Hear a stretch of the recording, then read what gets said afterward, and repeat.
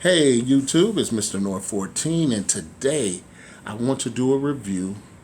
I've already done a review on this, but this is a year and 6 months later to let you know if I'm still enjoying my Vizio SB36512-F6 model Dolby Atmos soundbar. And let me tell you, I'm totally enjoying this soundbar to this day. I've pretty much fixed every issue. I have fixed every issue with this thing, and I have no problems with this thing. When I turn it on, it works like it's supposed to. It plays Dolby Atmos like it's supposed to.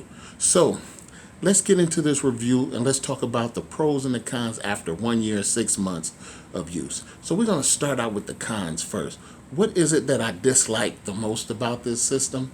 Is the simple fact that when you're trying to log on and add it to your Wi-Fi network, it's pretty tough to do. Okay, and that's the only problem that I have with it, because one time it took me almost 10 to 20 minutes to hook this up to my Wi-Fi network again. And I just think that is something they really need to fix with the system. Just make sure that it's easier to log on. Okay, because you need it to log on to your network because you want it to update itself by itself when it has the firmware updates. Because when you get the firmware updates, everything works better with this, and it fixed major issues. Okay, if it wasn't for that, I probably wouldn't even have it hooked up to my Wi-Fi network. But that's one of the cons with it, is that it's really hard sometimes to hook this back up to your Wi-Fi network. The second thing that's really hard is that this thing used to just power off by itself. It did it once a day. I could be watching a movie and then it would power off, or playing a video game, it would power off.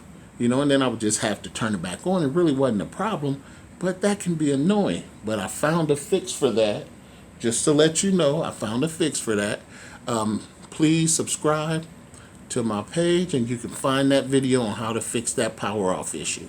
Okay, now the third thing I dislike about this unit is that besides the powering off and besides the ability that it's hard to hook it up to your Wi-Fi, is that when I would watch movies, I would get the static sound in my speakers, and I didn't know why. Again, it was a simple fix. The problem with that is that this system don't work well with Plex Media Server. So you just got to get another media server like Universal Media Server, and then just use the VLC app to view your movies, and you will never hear that static again. And it will play the movies beautifully. Now, you won't get the same benefit as you have Plex with the tags and be able to see the movies and the actors and all that other stuff, but you're just trying to watch the movie as the end result. And that's what you'll be able to do, and you'll be able to do it in Blu-ray, 4K, whatever, and it'll look good and it'll sound just as good. The Dolby Atmos will be perfect, so don't worry about that, people. Don't worry about that. That issue is solved, and I'll show you how. So those are the three cons that I have with this system. And like I said, everything I fixed. Okay, so you can call it a con. I'm just telling you, I fixed them, so they're really not cons anymore. But I'm just telling you about what I disliked about it. The pros of this system. This thing costs $300. And for the sound quality and the Dolby Atmos ability, the way it plays music, the bass in this thing from, the 10-inch sub. I mean, this thing is just, for $300, it's extraordinary. Now, I don't know if you can still find these units. I wouldn't suggest that you get a used one or a refurbished one. Make sure that it's new, because I don't know what issue those refurbished ones have had that they say they fixed. Okay, but all I know is this is brand new. I got it 2 years ago from Sam's Club for $300, and it's been the best investment that I have ever made, for the simple fact is I went out and I bought those expensive $1,000 subs. I bought the first wireless, fully sub Dolby Atmos system, no wires, no nothing, and was disappointed. Now, I will be honest that it was right in the beginning, 2 years ago, when Dolby Atmos just started coming out, and they started putting it in people's homes, and they had those outrageously expensive stereo systems 2 years ago that was just outrageous in price, and I was willing to pay that then because I knew how good Atmos sounded. But when I got these, I was totally impressed with Dolby Atmos. Totally impressed at how it sounded, because I had this in my movie room. So I knew how Dolby Atmos sounded, but I have a projector in my movie room, and I didn't want to always have to go into the movie room, turn on everything, turn on the receiver, and all the things I have hooked up to it. I just wanted a simple in my man cave to enjoy it with the soundbar. And let me tell you, this soundbar, sometimes it sounds better than the movie room, because it's more personal and it's right up there.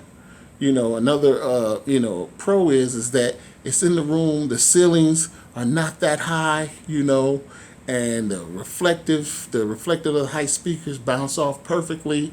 I got it the right distance from the thing, about 5 or 7 feet away. It's a perfect distance, so you're like in that bubble where you have that great sound and where things can move around with you. And you got the satellite speakers, and I got the subwoofer behind the chair I'm sitting at, so I can feel the bass when I'm watching my movies vibrate through the back of me, through my couch. So that's what I love about this thing. For $300, I'm getting an Atmos experience, a movie theater experience at home with a TV that has 4K, HDR. I got the Dolby Atmos kicking, and then I could just watch all these great movies on Netflix in HDR 4K with Dolby Atmos. I can do Prime Video with 4K and watch Jack Ryan, because that show is made in Dolby Atmos, and hear all that good sound and good gunfire, and see movies like Extraction from Netflix. I mean, like I said, I am so happy I bought this system. And a lot of people ask me, they say, hey, Mr. North 14, would you buy this system again? For $300, I would buy it in a minute. But I tell people now that in June and July, Vizio is going to be coming out with their new models. And I say, if you could get your hands on this, which I don't know if you can anymore for that price, I say get it, but also wait until those new models come out, because they're going to come with fresh new features. They have one speaker system that lets you know when it's in Dolby Atmos mode by just looking at it, because the speakers are first horizontal. But then when it's in Dolby Atmos, the speakers move vertically so that they're bouncing off the ceiling and you can physically see it. Like here, you'll see it's a little green light. And if you see that green light, you'll know that you're in Dolby Atmos. But here, you'll actually physically get to see the speakers rotate upwards, and then you'll know your system is in Dolby Atmos. So I would say wait for that, because it's all new technology, new parts. They'll probably have fixed any bugs with the old system that they had, and it'll probably sound 100 times better than the 5.1.2 speakers that I have here. So I would say if you could find this for the price, and you can find it for the price, it's well worth the money to get this one. And if you have any issues, please come to my site, subscribe, and see those other videos to fix any issues that you may have. Okay? But overall, I love this system. A year and 6 months later, I totally enjoy having my Dolby Atmos experience in my man cave. And like I said, I can go either here or to the movie room. Either one is a great experience, but I enjoy the man cave more, because here I got the 4K. In the movie room, I can only see it in 1080p. So the added of having 4K HDR and being able to control my Dolby Atmos experience in my man cave through this soundbar is pretty awesome. So I hope you guys enjoyed this final review, this year and 6 months review of this soundbar. I hope you enjoyed it. This is Mr. North 14. I'm out. Peace.